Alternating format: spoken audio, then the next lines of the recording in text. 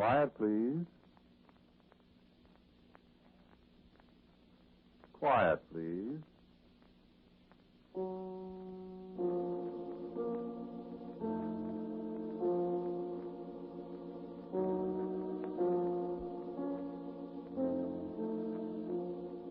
The Mutual Broadcasting System presents Quiet, Please, which is written and directed by Wyllis Cooper and which features Ernest Chappell. Quiet, Please for tonight is called Wahini, Tahiti.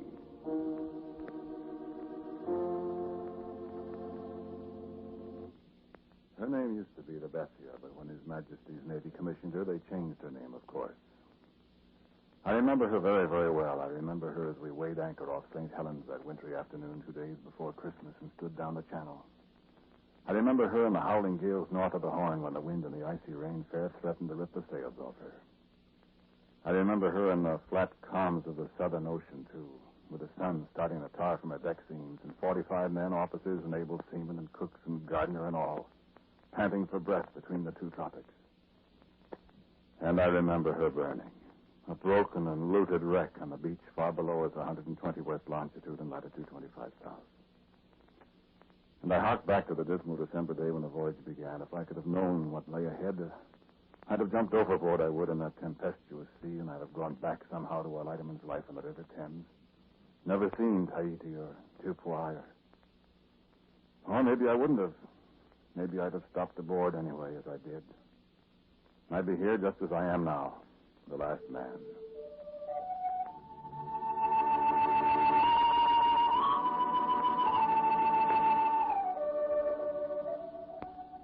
Tahiti told me about it, of course. Else how would I know why we came to Tahiti? And Father. Tahiti, that his wife to me all these long years on this lonely place. It was the women, of course. They'd taken more than a fancy to the English sailors who came to the lovely island with Captain Cook. And they prayed for the white man to come back. They shouldn't have done it. But they prayed to Wahini, Tahiti. Wahini, Tahiti, the mother goddess, the secret protectress of the women of Tahiti. The goddess who went away from Tahiti and... Well, I'll tell you about that. Wahini, Tahiti. Woman of Tahiti, that's her name. She has no other name. And since she went away, they don't remember her anymore. They've forgotten Wahini, Tahiti. And they've forgotten the lovely women who came with us. Maimiti, Tarua, and Parahiti, that was my wife. And, of course, they've forgotten us. Parahiti told me how the women met and prayed and sang at the hidden marae under the hillside, the temple of volcanic rocks the men didn't know about.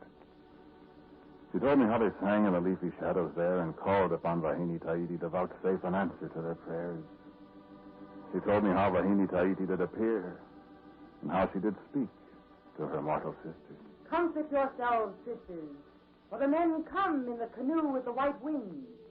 Theirs is a journey of hardship and suffering, and death is with them. You have prayed me to bring them, I have promised. They will come. Even at this moment, the great canoe spreads its wings and defies the storm as its master looks across the world of the waters to Tahiti.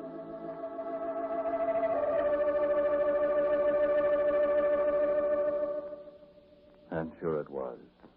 For I reckoned back the day Wahini, Tahiti spoke to the women. And it was the 23rd of December, 1787, 2 days before Christmas. And moreover, she spoke of the other great war canoes that lay at anchor and how they made solemn sounds with their great guns.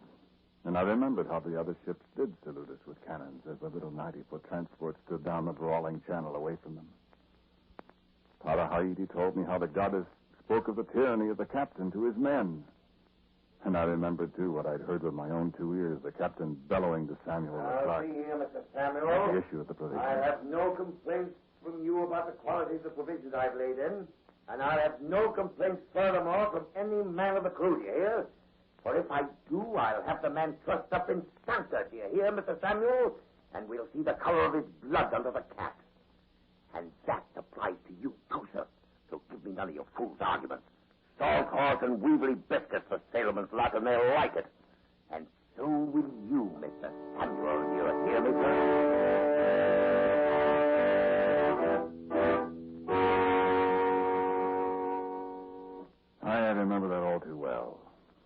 all too well. Then for our Christmas dinner, salt horse and weevily biscuit and what the worms had left of the cheese. Nor did the officers fare much better, except for the captain, who ate alone. I had it from Hall, the cook, that he ate plum pudding and drank brandy with his joint affair of fresh roast beef. Fresh beef, do you hear? Well, it was many a year ago, and there's never been a roast of beef for me in all that time, for which my mouth watering now, I say, alas. And in Tahiti, the sun shone brightly all the day, and many a man wondered what secret the women had amongst them, and why they burst into song and laughter 100 times a day. This, of course, we could not know, since only the captain and the master and the master's mate had ever seen the Isle of Tahiti before. No, it was a wondrous long voyage we had in this doughty little cockleshell, not much bigger than a man-of-war's longboat. And I'm speaking of it one night to McCoy, the Scotsman from Kirkintilloch, as we stood anchor watch in False Bay off the Cape of Good Hope. I said, McCoy, I'd got a good mind to jump ship. Oh, I could do it myself, Smith. Again, there was a chance of getting ashore without being gobbled up by the sharks. And I believe if we passed the word, there'd be more than enough to try the beach. I thought I would boggle at nothing at all in the way of food, man. I've had nothing to eat since the morning, except a bite of biscuit and a sup of greenish water. He's starving us. Aye, starving every man jack aboard. The officers even. McCoy, step up here by the ditch. Eh? What's that for? Don't talk so loud. Oh, he's asleep. Well, the master's on the quarterdeck, so speak easy. Oh, you're the one that wanted to speak. And so I will. Eh? Mac, have you heard the talk? I've heard nothing but talk as long as I've been aboard this hooker. You have? Aye. What kind of talk? Oh, did you ever a British seaman going a voyaging without grumbling, though he had come there 3 times a day? Yeah, this is past the mere grumbling stage. So I hear. Oh, do you know? Have you heard aught? Aye. I have. And? I don't like it, Smith. Do you like being starved in and beaten? Being at the mercy of that brute of a man aft? The captain, you mean? Harky, Smith. I've served time under more than a few captains of His Majesty's Navy. I thought I'd met some rare, hard men. But this one's a devil straight from hell. And one day... Well, one day... One day, mayhap someone will send him back to the place whence he came. Hark. What did you hear? I thought I heard someone laughing. There's nobody on deck. Got Mr. Fryer back on the quarterdeck. No, Smith, it wasn't Fryer. Oh, well, then who? Smith. I could have sworn it was a woman laughing. Out there in the black darkness beyond.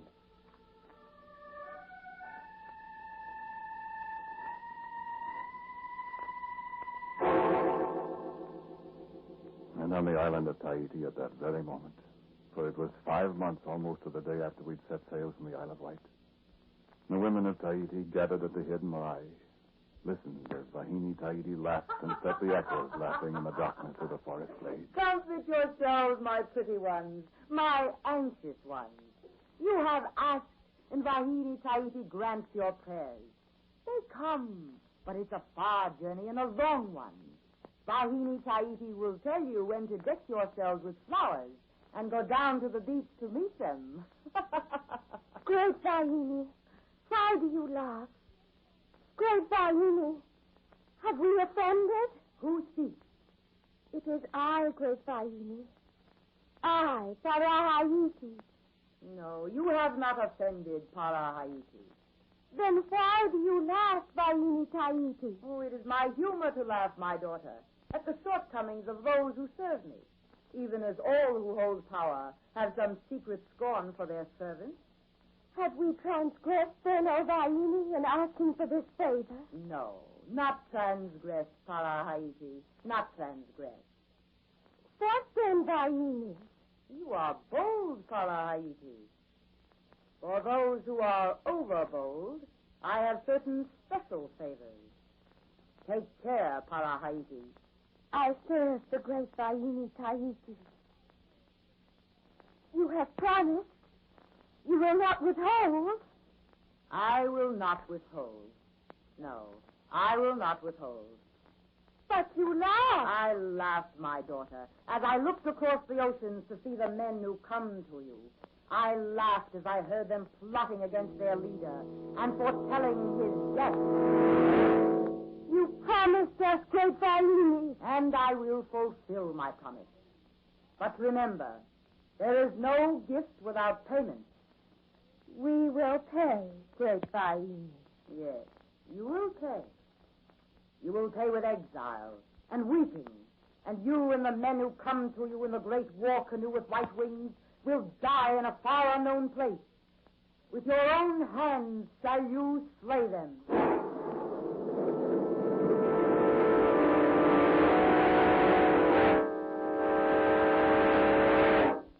This, Tahiti told me long years after the prophecy had come to pass. She told me how she fell on her knees and implored the goddess to spare them. She told how, after a long silence, the goddess laughed again at them and gave her word that one at least of the women would be spared to live forever. She would not tell that woman's name, so they all glanced at each other secretly, hoping that each one, she herself, would be the one. The fate of certain white men was also set and sealed with the seal of Wahini Tahiti. And far away at the Cape of Good Hope, a little 90-foot vessel weighed anchor again and stood out to sea on a course set for the South Seas.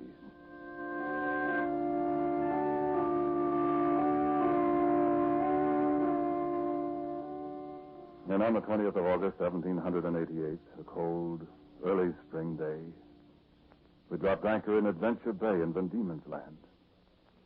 And we were a lean and tattered crew. The captain had driven us hard, had flogged us, starved us, and held us to our course through storm and calm under the whiplash of his voice for 9 long months. But I remember another night after we'd put out from Adventure Bay on the last leg of our voyage to Tahiti.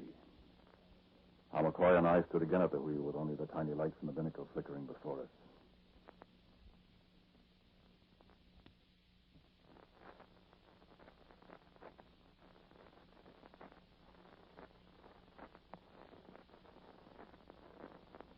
Whispered together again. He's no man, Smith, but a beast.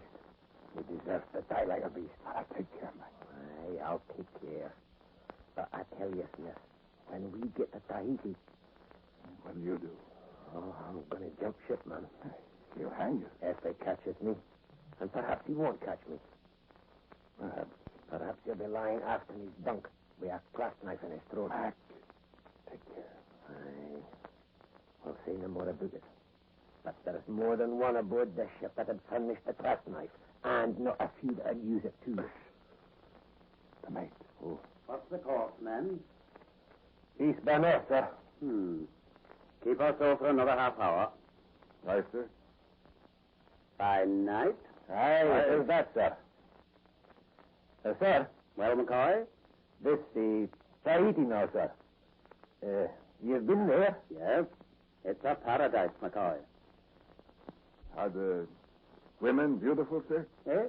Oh, the most beautiful in the whole world, Smith. And do they have plenty to eat, sir? Unlike us, they do, McCoy. Aye, so.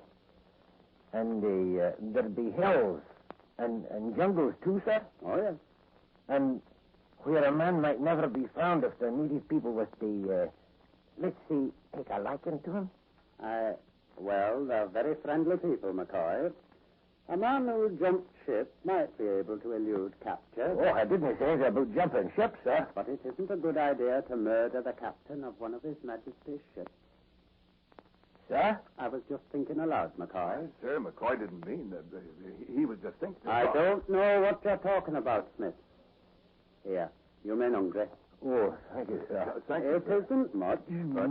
Sir, you've never starved. Haven't I? Well, just be careful, men. Well, sir, it's 7 bills. Strike it. Aye, aye, sir. And remember, you'd never see England again. Scotland, sir. Kirkintilloch, hard by Glasgow. I'm from Cumberland myself. I wonder if ever I'll see Merlinkier again.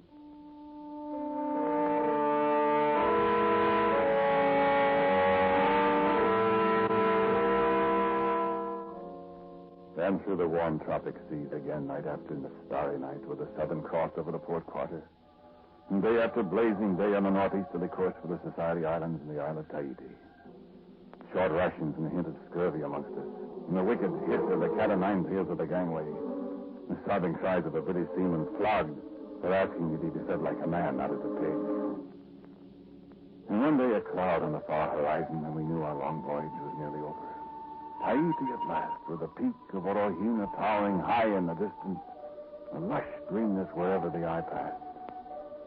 And we dropped anchor in Marabai Harbor, Tahiti, Nui, after a voyage of more than 27,000 miles in almost 2 years. And as we've been told, it was a fair island, and the women were beautiful.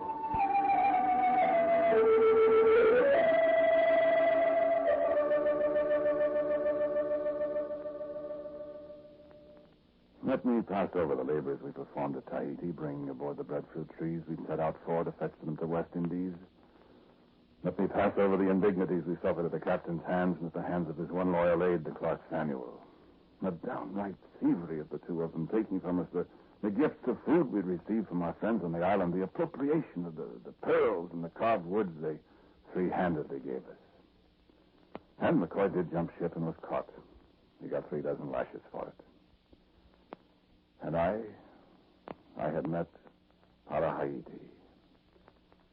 And at last the night came when I must say farewell. But Smith, you are to stay. I'll come back one day, Parahiti. There's nothing to do now but go. No. If I stay, I'll be found as McCoy was found. He'll flog me, take me away anyway. No. I will come back, Parahiti. I'll come back. Do you love me, Smith? I love you, Parahiti, more than I thought I could love mortal woman. Stay. I dare not. She promised you would stay. Who promised? Oh, Wahini Tahiti, what have you done to your children? Wahini Tahiti, you have lied to us and deceived us. You have denied us, Wahini Tahiti. Oh, great Wahini, we hold you to your promise. Give us our men, the men from beyond. Then there was a great clap of thunder. Then there was a clear, starry sky. I heard the sound of a distant voice speaking in a strange language. And again the voice of Parahiti as she turned to me in the starlit darkness and spoke again. Go. Go, my husband, and come back to me. Wahini Tahiti has promised. And below me the shouts of the men calling to me to hurry lest I miss the last boat to the homeward bound ship.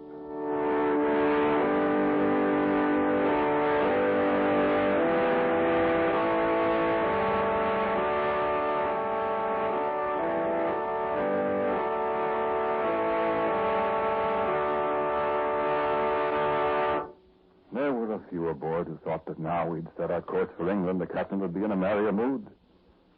He was not. He kept the charts locked up. He alone could navigate us to England half a world away.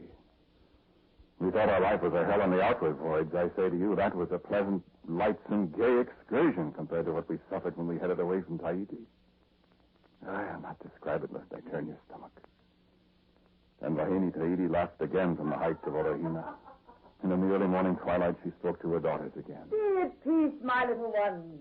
I have tested your faith, and you have believed. And now the fulfillment. For the men of the white-winged canoes arise now, and they turn their weapons against the one who would take them away from you. And on the ship, I awoke to the sound of voices shouting, and I ran on deck. The captain stood beside the mainmast, and his hands were tied.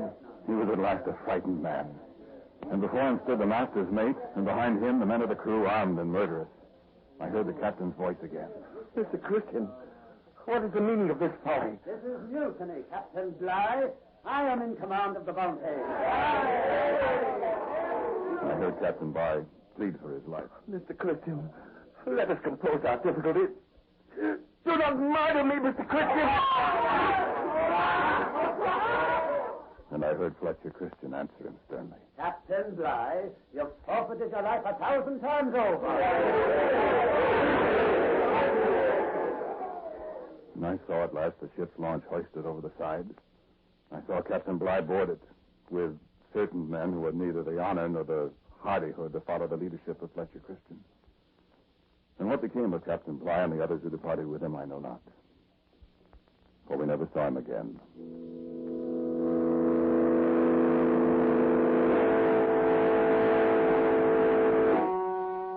We cannot remain here, men. For Bligh, if he does reach England, will set all His Majesty's Navy about our ears. If it takes until the end of time, they'll never give us up till we've all swung from a yardarm in a British port.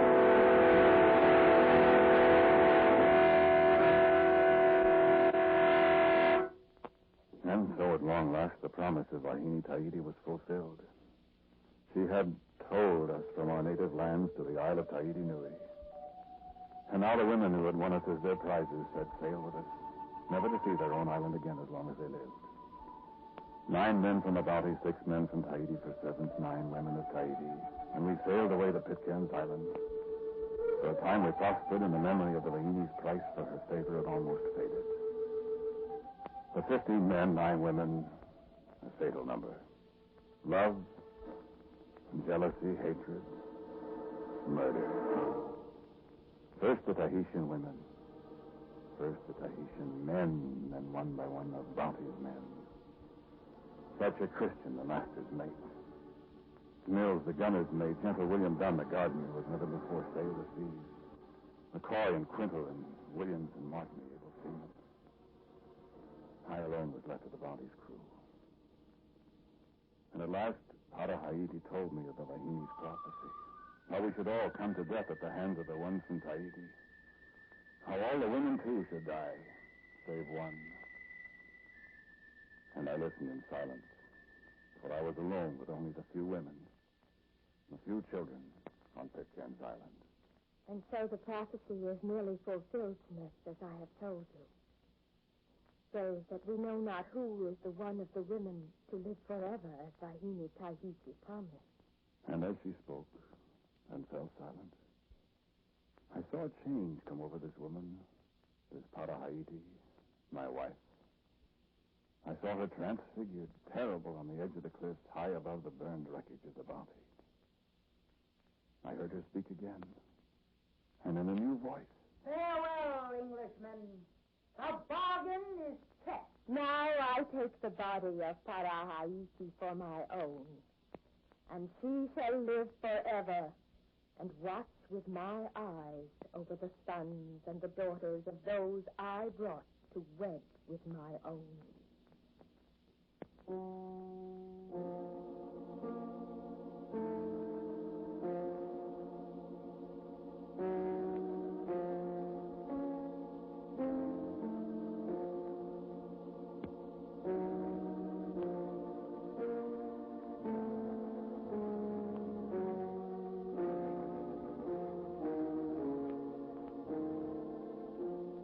The title of tonight's Quiet Please story was Wahini Tahiti.